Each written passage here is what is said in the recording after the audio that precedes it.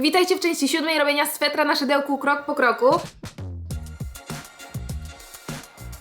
Jeżeli znalazłeś się tutaj przypadkowo, to tutaj masz link, żeby oglądać tą serię od pierwszej części. W oryginalnej wersji zaczynamy teraz plecy, chyba że przyszliście tutaj, żeby zrobić łatwiejszą wersję swetra, tak więc ten odcinek musicie powtórzyć 2 razy. Zaczynamy od zmierzenia szerokości naszego serca, żebyśmy mogli dopasować do tego tył.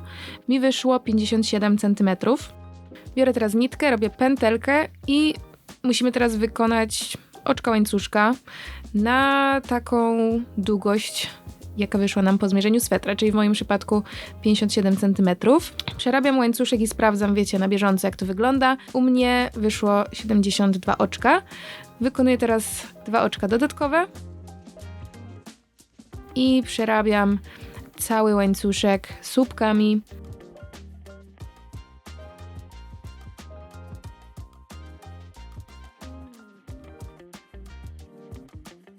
Ok, jesteśmy teraz na końcu rzędu, tak więc musimy wykonać 2 oczka łańcuszka, obrócić wszystko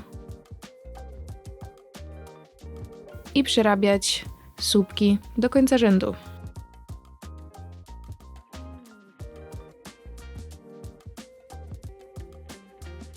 Pokażę Wam teraz, jak ładnie wprowadzić kolor, żeby nie było widać przejścia, żeby wszystko nam tutaj się ładnie kończyło. Tak więc jak mamy ostatni słupek rzędu, zaraz przed zmianą koloru, to musimy wykonać pół tego słupka i ostatni narzut będziemy robić w innym kolorze. Tak więc gdy zostają nam 2 ostatnie oczka na szydełku, bierzemy inny kolor.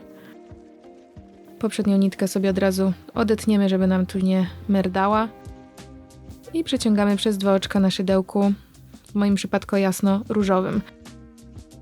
Przerabiam od razu 2 oczka łańcuszka i warto pociągnąć za te fruwające końce, żeby nam się wszystko ładnie trzymało. Obracam sobie pracę i teraz to, co nam lata tutaj, słuchajcie, chcemy jakby od razu przerabiać to w pracy, tak więc jak nabieramy nitkę i wbijamy się w naszą pracę, to te nitki muszą być jakby nad szydełkiem.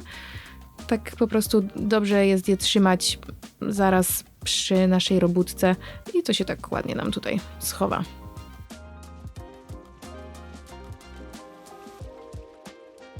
Finalnie wyszedł nam łańcuszek oraz 38 rzędów słupków.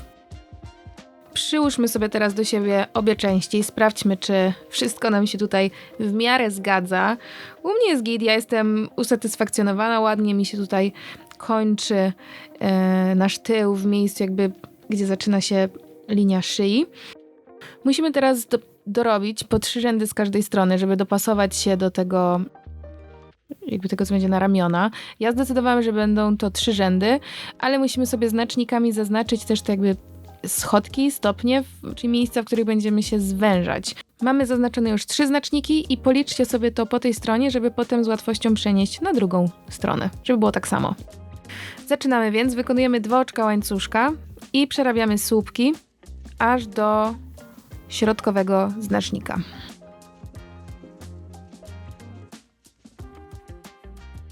Teraz wykonujemy splot łączony z 4 słupków. Ostatni słupek powinien być w tym pierwszym znaczniku.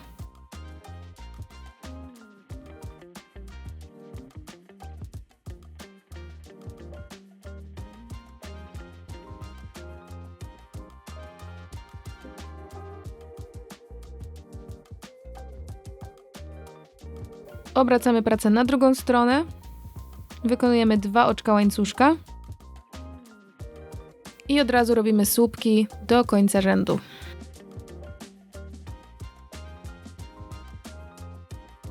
Teraz tak dla ułatwienia sobie życia polecam przenieść nasz 3 znacznik, czyli ten, który był najbliżej krawędzi, na wyższe rzędy. Przełożymy go sobie na razie na drugi rząd i teraz jak będziemy przerabiać w to oczko słupek, to też od razu przełóżmy go sobie jeszcze wyżej. Jeśli widzicie to, tak wiecie, to nie musicie tego robić, ale jeśli ktoś jest początkujący, to polecam sobie przekładać te znaczniki. Ok, jesteśmy już w kolejnym rzędzie.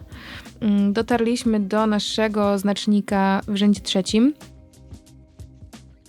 Wyciągamy go sobie i robimy teraz splot łączony z 5 słupków.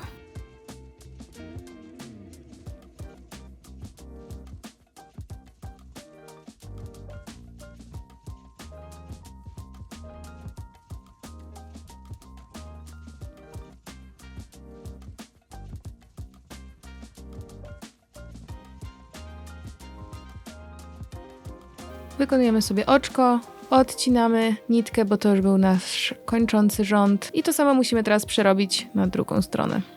To już wszystko w tym filmie, tak więc zapraszam Was na kolejną część poradnika.